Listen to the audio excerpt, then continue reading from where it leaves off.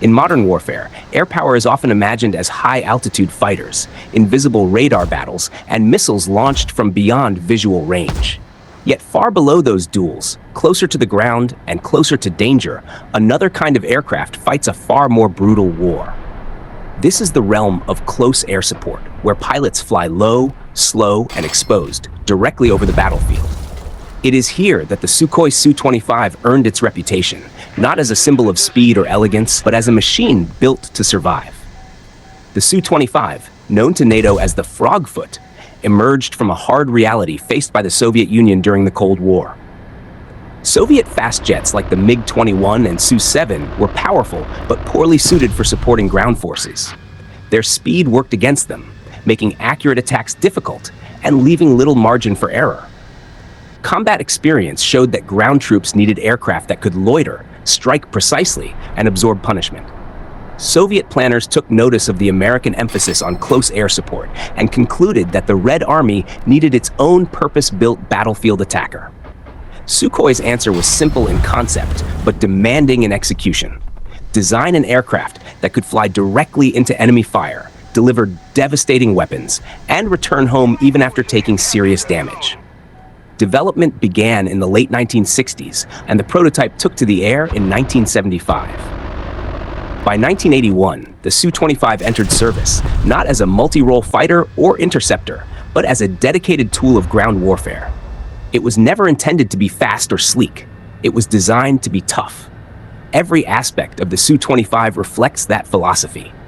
The cockpit is encased in a titanium armor bathtub, protecting the pilot from heavy machine gun fire and even small-caliber cannon rounds. The canopy is reinforced. Critical flight systems are duplicated or triplicated, and the aircraft is built to keep flying even when parts of it are damaged. The engines are spaced far apart, so a single hit is less likely to destroy both. Fuel tanks are self-sealing, control systems are redundant, and the landing gear is strong enough to operate from rough, improvised airfields. The Su-25 is designed with the assumption that it will be hit, and that it must survive when it is. That survivability allows the aircraft to bring significant firepower directly onto the battlefield. Its internal GSH-30-2 twin-barrel 30mm cannon fires devastating rounds capable of shredding vehicles, fortifications, and infantry positions. Beyond the gun, the Su-25 carries a wide array of weapons on 10 external hardpoints, including unguided bombs, rocket pods, cluster munitions, laser-guided bombs, and anti-tank missiles such as the KH-25. This flexibility allows the aircraft to adapt to a wide range of missions, from striking armored columns to suppressing enemy defenses or providing immediate support to troops in contact. The Su-25 does not rely on standoff distance. It flies close, attacks decisively, and leaves its mark. The aircraft's reputation was forged in combat during the Soviet-Afghan War of the 1980s. Operating in mountainous terrain against insurgents armed with heavy machine guns and later shoulder-fired surface-to-air missiles, the Su-25 proved its worth almost immediately. Pilots routinely returned to base with aircraft riddled with holes, damaged engines, and partially disabled systems. Despite this, the Frogfoot continued to fly mission after mission. When American-supplied Stinger missiles appeared on the battlefield and began taking a toll on Soviet aircraft, the Su-25 adapted.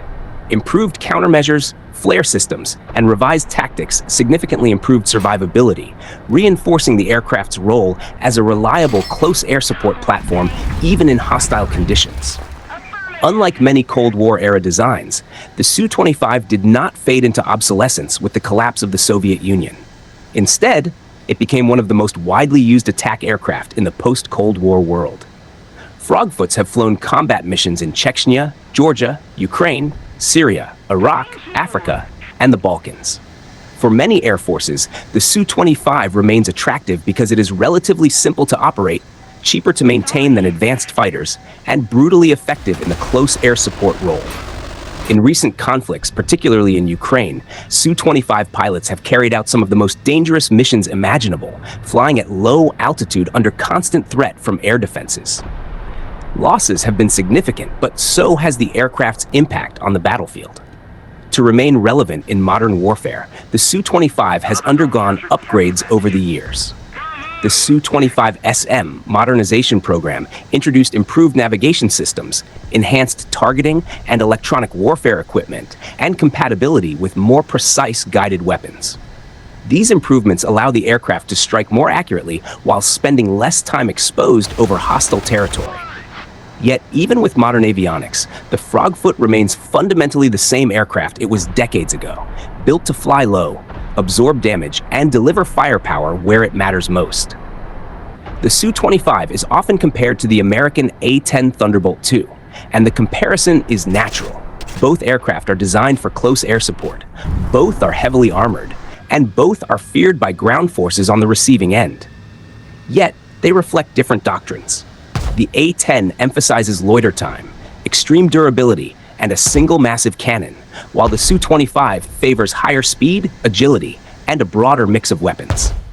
Neither approach is inherently superior. Each reflects the military philosophy and operational needs of its designers. What they share is a singular purpose: protecting friendly troops by attacking the enemy at close range. More than 4 decades after it entered service, the Sukhoi Su-25 remains active across the globe. It does not dominate headlines or air shows, and it does not chase speed records. Instead, it continues to do the job it was designed for, flying into danger when ground forces need immediate support. Scarred, battle-worn, and often underestimated, the Frogfoot stands as a testament to a different kind of air power. Not the power of speed or stealth, but the power of endurance, resilience, and relentless commitment to the battlefield.